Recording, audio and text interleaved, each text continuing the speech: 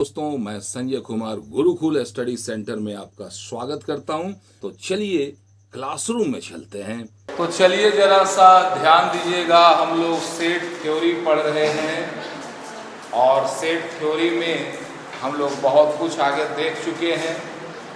जैसे इस साइन का मतलब क्या होता है जरा बताओगे?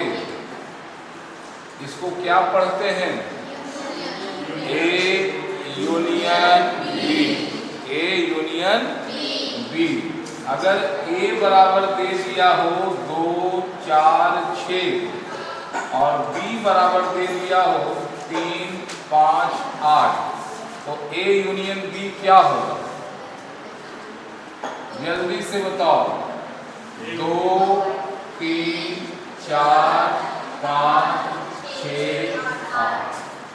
ए यूनियन बी का मतलब ए का हर आइटम, बी का हर आइटम सबको लिखेंगे, लेकिन अगर कोई दोनों में है, कॉमन है, तो किसी भी नंबर को दोबारा नहीं लिखना है, एक ही बार लिखना है। ठीक है। अब अगर हमको ये बोल दे कि ए इंटरसेक्शन बी, इंटरसेक्शन मतलब दोनों में जो कॉमन है, दोनों में जो कॉमन है। तो कुछ कॉमन दिख रहा है क्या? अगर कुछ कॉमन नहीं दिखा तो इसको बोलेंगे नील, नल से, यानी ये दोनों में कोई कॉमन नहीं। क्लियर है? अब बताओ, अब यहाँ पे थोड़ा सा और फिगर चेंज करते हैं।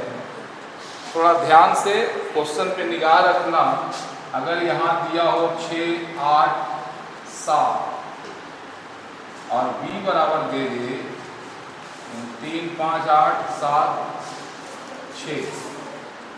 अब अगर आपसे पूछे कि a माइनस बी बताओ, a माइनस बी का मतलब दोनों में कॉमन क्या है? दोनों में कॉमन है 8 है, 7 है और 6 भी है। तो a माइनस बी मतलब दोनों में जो कॉमन है उसको हटाओ। यहाँ बड़ा कौन है? a, तो a में बचा क्या? 2। a माइनस बी हो गया। अगर आपसे बोले कि बउआ b माइनस a बताओ, तो कॉमन हटाए, जो b में बचा लिख देंगे, क्या होगा? 3, 5। बहुत शानदार खेल रहे हैं। क्लियर है? तो चलिए, बड़ा बढ़िया है।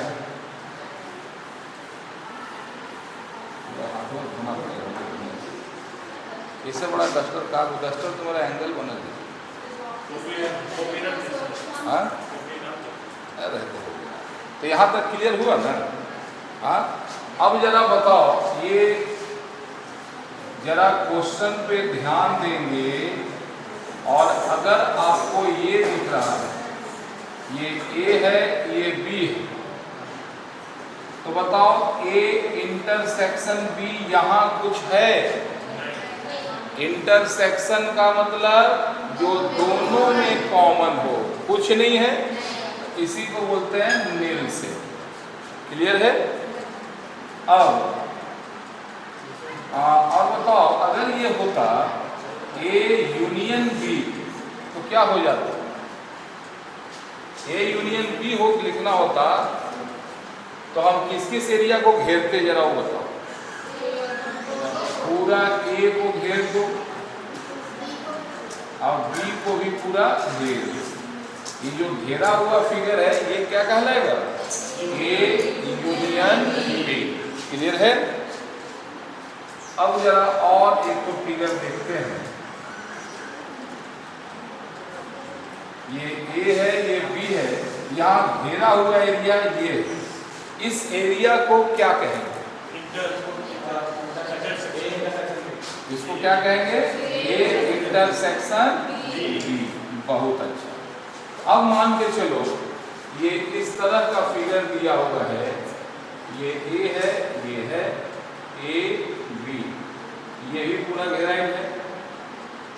इस एरिया को क्या कहेंगे?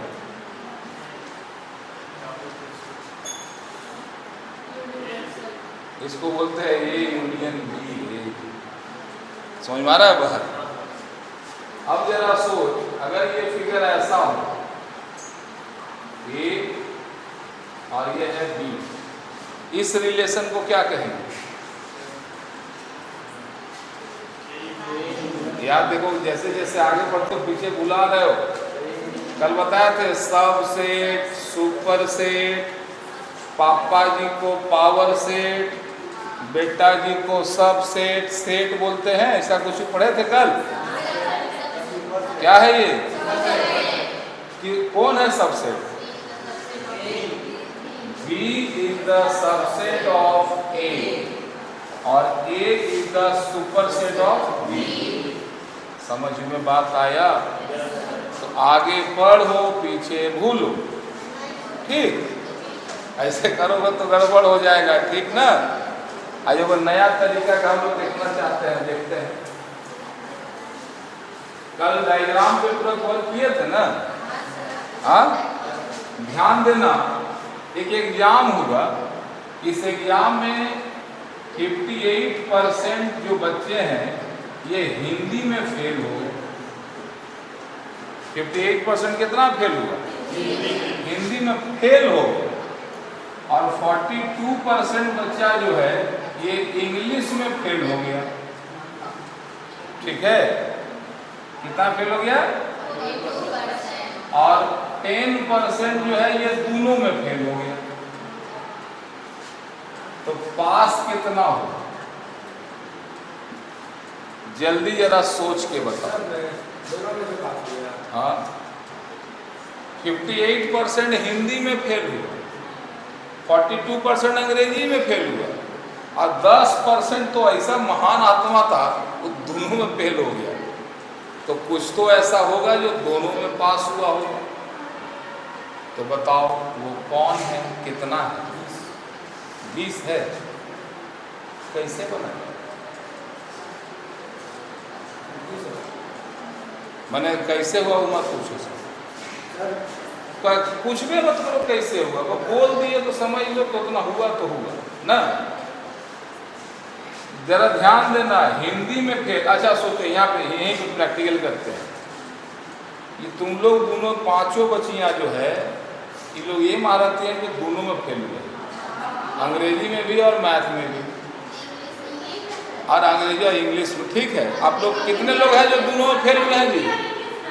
जो फेल हुआ है अंग्रेजी हिंदी हाथ उठाओ, उठा ना रे,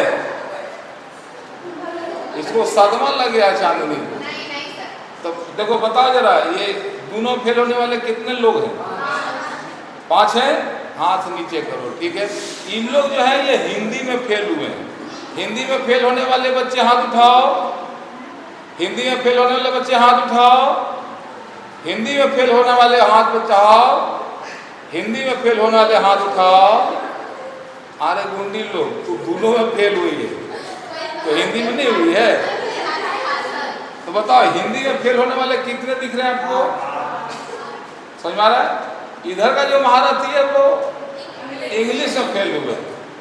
इंग्लिश में फेल होने वाले हाथ उठाएं, इंग्लिश में फेल होने वाले हाथ उठाएं।